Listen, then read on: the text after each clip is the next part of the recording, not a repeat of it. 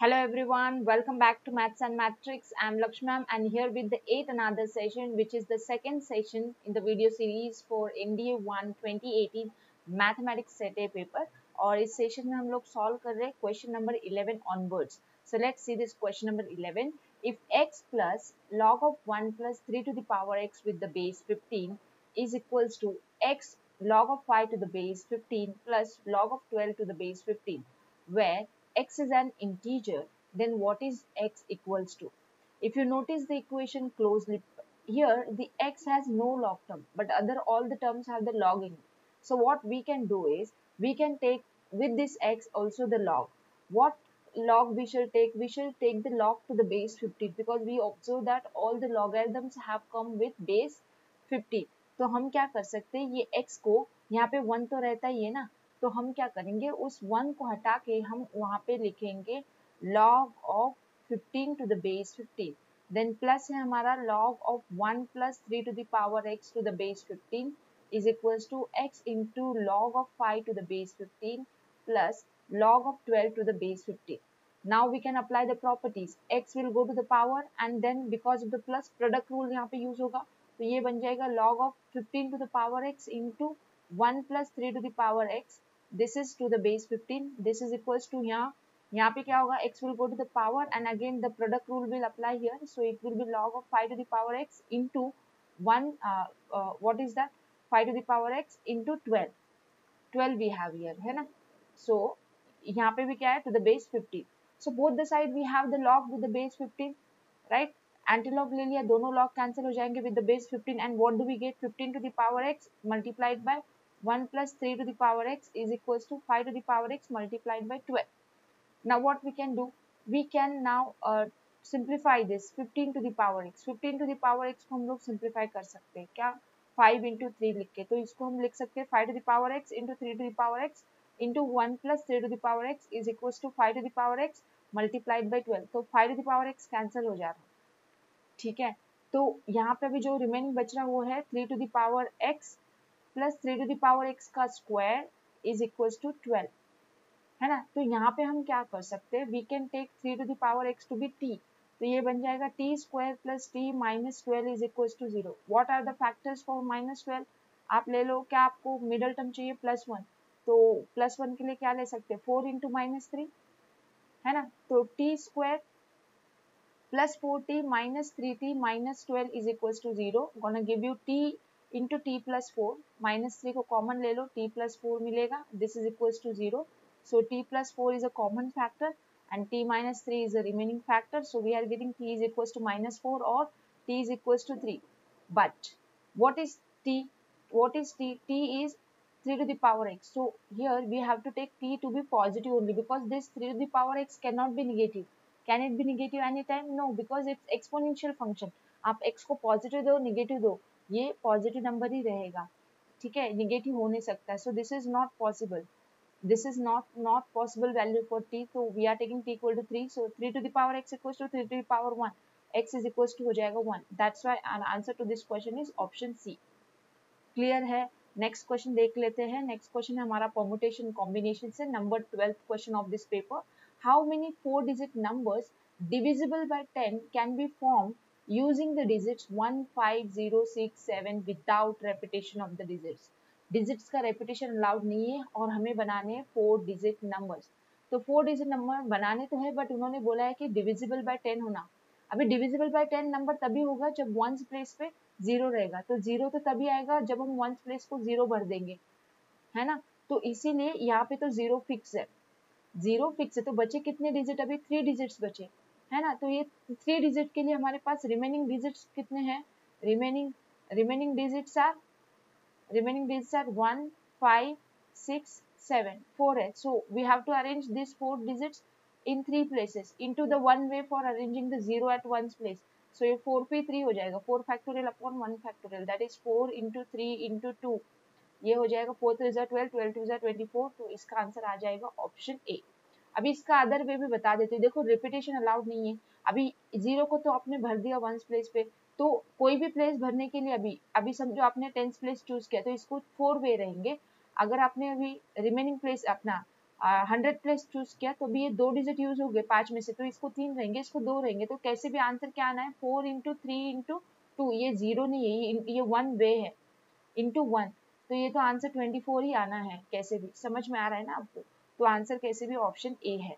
अभी जो next set of question है उसको आंसर करने के लिए we have a directions to follow to answer the 2 items.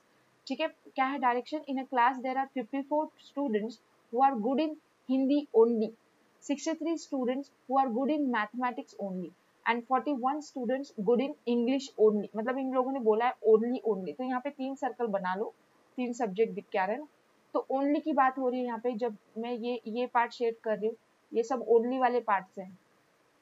ठीक है, तो मैं यहाँ पे नाम दे देती हूँ 3 सर्कल को, क्या क्या है हमारे पास? Hindi, mathematics and English.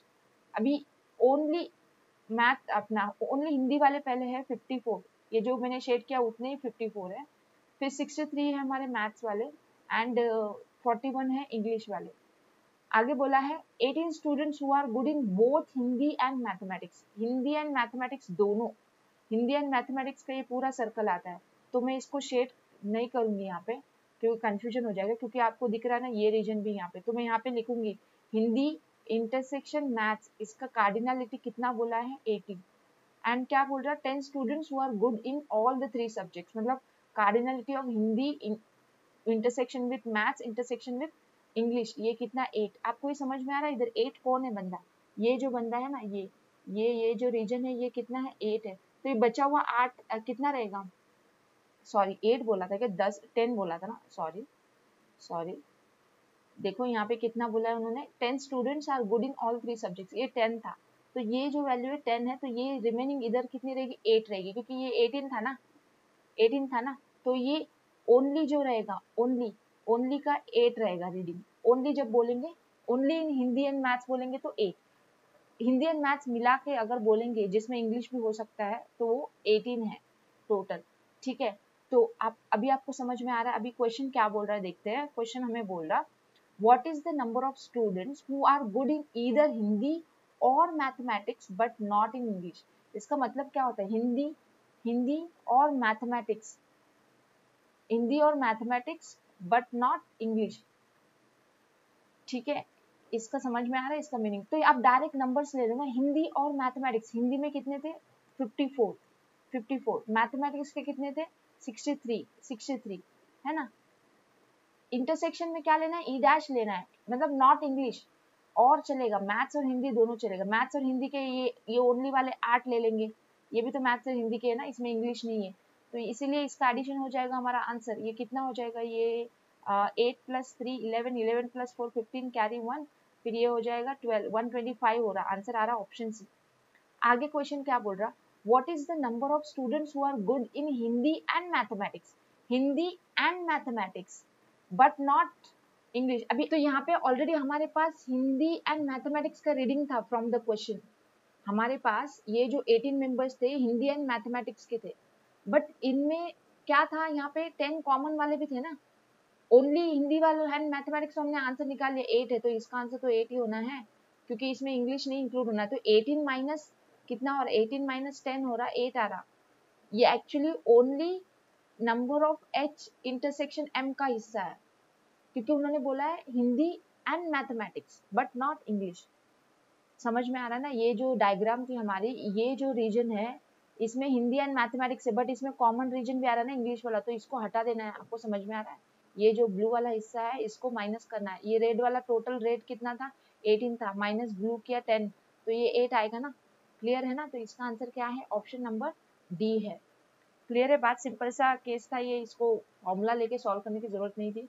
Next question देख लेते हैं 15th वाला। If alpha and beta are the different complex numbers with the magnitude of alpha equal to 1, that is modulus of alpha equal to 1, then what is the modulus of this number? Modulus of alpha minus beta upon 1 minus alpha beta conjugate, alpha into beta conjugate, इसका modulus निकालना है। तो हम क्या करेंगे? हम देख पा रहे कि एक बीटा कॉन्जुगेट आया, तो हम क्या करेंगे? ये जो 1 दे के रखा है ना, ये 1 को हम लोग अल्फा अल्फा कॉन्जुगेट बोल सकते हैं क्या? बिल्कुल भी बोल सकते हैं। क्यों नहीं बोल सकते? क्योंकि हमें पता है क्वेश्चन में मॉडुलस ऑफ अल्फा कितना है 1 है, तो मॉडुलस ऑफ अल्फा का फॉर्मूला है ना अल्फा इंटू अल्फा कॉन्जुगेट 1 हो जाता ना। Alpha into alpha conjugate equal to 1, alpha alpha conjugate ही मॉडुलस अल्फा होता है, ठीक है। तो यहाँ पे आपको कॉमन क्या दिख रहा है, फिर डिनोमिनेटर में कॉमन दिख रहा है अल्फा, फिर alpha conjugate minus beta conjugate आ रहा, राइट।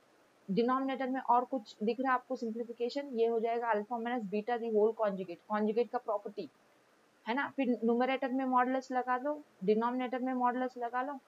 आपको पता है कॉन्जुगेट का मॉडुलस और कॉम्प्लेक्स नंबर का मॉडुलस वो तो सेम होता है, आपने पढ़ के रखा ना, modulus of Z is same as modulus of Z bar. तो ये कैंसिल हो गया, बचा क्या हमारा, क्या बचा बताओ तो जरा, क्या बचा, यहाँ से लिख लेते, 1 अपॉन मॉडुलस अल्फा बचा, that is 1 upon 1 equals to 1 only, है ना। मॉडुलस अल्फा तो 1 देके रखा था, तो ऑप्शन सी है इसका करेक्ट आंसर। क्लियर है बात। अभी बात करते हैं नेक्स्ट क्वेश्चन की, 16 की। The equation has what kind of roots, ठीक है। इक्वेशन मॉडुलस में आया हुआ है, तो हमें यहाँ पे केसेस लेने पड़ेंगे। 1 माइनस एक्स मॉड में है ना, तो पहला केस हमें क्या लेना पड़ेगा, हमें लेना पड़ेगा से x लेस देन 1। जब x छोटा रहेगा 1 से, तो ये 1 माइनस एक्स पॉजिटिव रहेगा, तो इसीलिए 1 माइनस एक्स मॉडुलस की value 1 minus x plus x square equals to 5, ये हमें देगा x square minus x minus 5 minus plus 1 is equals to 0, that is x square minus x minus 4 equals to 0। x की value को calculate करने के लिए यहाँ पे फॉर्मूला मेथड लगाना पड़ेगा, क्योंकि फैक्टराइजेशन नहीं कर सकते इसको, है ना, फैक्टराइजेशन नहीं कर सकते। तो ये हो जाएगा माइनस ऑफ माइनस 1 प्लस और minus under the root B square, that is minus 1 का square minus 4 into A C, 1 into minus 4 upon क्या है 2 इंटू 1। इसको हम यहाँ पे ही सॉल्व कर लेते हैं केस 1 को। तो x इज इक्वल्स टू हमें क्या आ रहा, प्लस 1 प्लस और माइनस अंडर द रूट 4 4 जा 16, ये प्लस 16 हो जाएगा, 16 प्लस 1 कितना 17, 17 हो रहा अंडर द रूट में अपॉन 2। तो यहाँ पे हमें दो रूट्स मिल रहे हैं, दो रूट्स कौन कौन से, 1 plus root 17 by 2 and 1 minus root 17 by 2, ऐसे दो रूट्स मिल रहे हैं, दो ये इरेशनल रूट्स है ना। तो यहाँ पे अभी देखते हैं इसमें से कौन सा सही है, अभी इसमें देखते हैं इसमें कौन सा सही है। उन्होंने क्या बोला था कि ये इक्वेशन के रूट्स निकालने हैं, बट हमारा कंडीशन क्या था, ये इक्वेशन बनने का, ये इक्वेशन बनने का कंडीशन क्या था, x लेस देन 1। अभी ये जो वैल्यू है, ये वैल्यू ये तो ग्रेटर देन 1 जा रही है ना, तो this is not possible, so this is possible. Less than 1 value लेनी पड़ेगी हमें। तो यहाँ पे कितना है, 1 रूट मिला, तो हमें यहाँ पे क्या मिला, we got here 1 irrational root, हमें 1 इरेशनल रूट मिला। तो इतना सॉल्व करके तो पता चल ही जा रहा कि इसका आंसर है ऑप्शन ए, 1 इरेशनल रूट उसमें ही देखे रखा है। बट इसको मैं कंफर्म भी करूंगी, सेकंड केस भी आपके लिए सॉल्व करूंगी। सेकंड केस में क्या है, मॉडुलस ऑफ 1 माइनस एक्स के लिए हम लोग अभी x को लेंगे, x को लेस देन 1 ले लिए थे ना, तो ग्रेटर देन इक्वल टू 1 लेंगे, तो 1 माइनस एक्स की वैल्यू, मॉड की वैल्यू क्या हो जाएगी, माइनस ऑफ 1 माइनस एक्स हो जाएगी। तो इसकी वजह से इक्वेशन क्या बनेगा, minus of 1 minus x plus x square equals to 5, जो कि होगा x square plus x minus 1 minus 5 equals to 0, that is x square plus x minus 6 equal to 0। इसको फैक्टराइज कर सकते, देखो 2 3 जा है ना, प्लस 3x माइनस 2x कर सकते। तो यहाँ पे आपको दिख क्या रहे, फैक्टर्स क्या आ रहे, x प्लस 3 और दूसरा फैक्टर क्या आएगा x minus 2, x plus 3 and x minus 2 equals to 0। तो यहाँ पे हमें कितने रूट्स मिल रहे हैं, x इक्वल टू माइनस 3 और x इक्वल टू 2 मिल रहे हैं। बट फिर से ये क्राइटेरिया देख लो ना, ये क्राइटेरिया सेटिस्फाई होनी चाहिए, that is satisfied by this one, ये निगेटिव है, so this is not possible here. तो यहाँ पे लेंगे x equal to 2 is correct here, correct for case 2, है ना। तो समझ में आया। तो हमें यहाँ पे एक क्या मिला, हमें यहाँ पे एक रेशनल रूट मिला, हमें यहाँ पे एक रेशनल रूट मिला और पिछले केस में इरेशनल मिला, तो इसीलिए इसका आंसर हो गया ऑप्शन ए। ठीक है, समझ में आ गई बात। तो यहाँ पे दो रूट दिख के अगर आप लोग डायरेक्ट 2 इरेशनल रूट को टिक करते तो रॉन्ग आंसर हो जाता। आपको you have to be patient, understand, ये कंडीशन को भी देखना जरूरी था। ये कंडीशन को देख के यहाँ पे एक ही रूट मिल रहा, तो एक ही रूट हमने यहाँ से चूज किया जो कि सही है, 1 माइनस रूट 17 अपॉन 2 वाला। ठीक है, अभी बात करते हैं नेक्स्ट क्वेश्चन की। नेक्स्ट क्वेश्चन है हमारा 17th question. Let's see this question number 17th now. The binary number expression of the decimal number 31 is, 31 को बाइनरी में एक्सप्रेस करना है, सिंपल है। देखो 32 होता है 2 to the power 5, तो यहाँ पे 2 to the power 4 ले लो, है ना। फिर क्या 2 to the power 3 ले सकते, क्या 31 को हम लोग स्प्लिट कर सकते हैं, कैसे, 2 to the power 4 कितना होता, 16 होता, है ना। फिर और क्या ले सकते, 15 ले सकते। 15 को हम लोग कैसे लिख सकते, 15 को हम लोग लिख सकते 8 प्लस 7, 7 को कैसे लिख सकते 7 को हम लोग लिख सकते हैं 4 प्लस 3 को लिखेंगे 2 प्लस 1, तो ये दिख के आ रहा है ना, ये 2 टू द पावर 4, देखो यहाँ पे लिख रही हूँ, यहाँ से छोड़ दो, 2 to the power 4, 2 to the power 3 plus 2 to the power 2 plus 2 to the power 1 plus 2 to the power 0, तो ये 1 1 1 1 1 बेस 2 बन गया हमारा नंबर तैयार। दैट इज ऑप्शन डी है इसका चॉइस। अगर आपको ये समझ में नहीं आता तो आप क्या कर सकते हो, डिवीजन मेथड कर सकते हो। 31 को 2 से डिवाइड करो, ठीक है, और यहाँ पे लिखते जाओ। ये कितना होता है, 2 1 जा 2 5 जा तो 1 बचेगा, 2 7 जा 14 1 बचेगा, 2 3 जा 6 1 बचेगा, 2 2 जा 1 1 बचेगा, 2 1 जा 1। तो यहाँ से आपको यहाँ पे मैंने डबल लिखा है ना, तो यहाँ से आपको स्टार्ट करना होता है। अभी कितने बना रहे हैं, ये 5 बना रहे हैं, ये हो गया हमारा आंसर, है ना। तो सेम ही आना है आपको, कैसे भी डिवीजन से कर सकते हैं, या तो जो मेथड मैंने यूज की, क्योंकि 31 छोटा नंबर था तो हम ऐसे उसको एक्सप्रेस करके सॉल्व कर सकते हैं ना।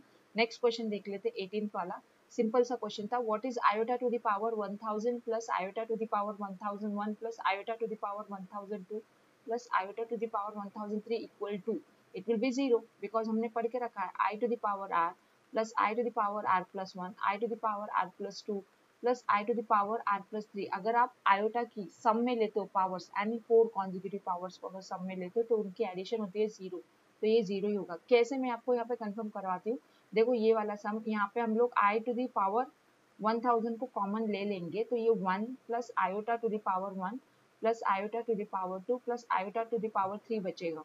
तो ये क्या हो जाएगा, आप देख सकते हो, ये 1 प्लस आयोटा प्लस ये -1 फिर ये माइनस आयोटा, तो ये कट रहा ना सब, तो इसलिए 0 हो जाना है। इसीलिए ये याद रख लो बस, जब भी आप देख रहे हो सम में आयोटा की पावर्स, ये कॉन्जिक्यूटिव पावर्स देके रखी है सम में, तो आप उसका sum 4 consecutive powers of iota, the sum of 4 consecutive powers of iota क्या होती है, 0 होती है। ये याद कर लो बस, ठीक है, ये इतना याद कर लो तो आपका आंसर हो गया।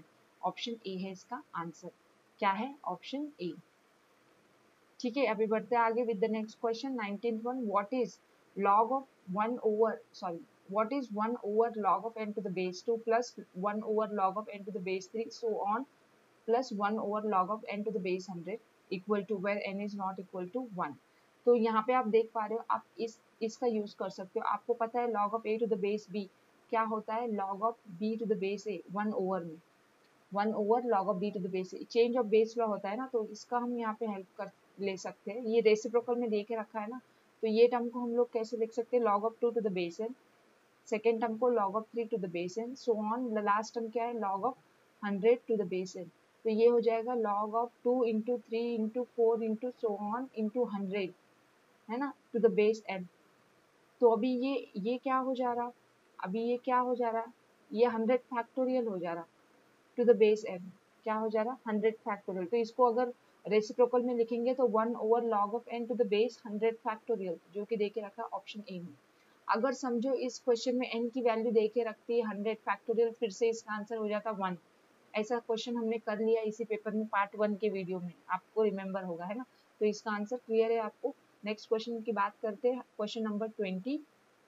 क्वेश्चन नंबर 20 में देखो, हमें निकालना है मॉडुलस एम्पलीट्यूड फॉर्म। अभी ये क्या होता है, modulus amplitude form polar form ही होता है। Polar form of the complex number ढूंढना है। √3 प्लस आई करके कॉम्प्लेक्स नंबर है जिसको हम लेंगे x प्लस आयोटा वाई। ठीक है, हमें ढूंढना है आर एंड थीटा। आर क्या है, आर होता है under the root of X square plus Y square, यहाँ पे x है √3 का स्क्वायर एंड y है हमारा 1, तो 1 का स्क्वायर। तो ये क्या आ जाएगा, अंडर द रूट में 3 plus 1 that is √4 that is 2।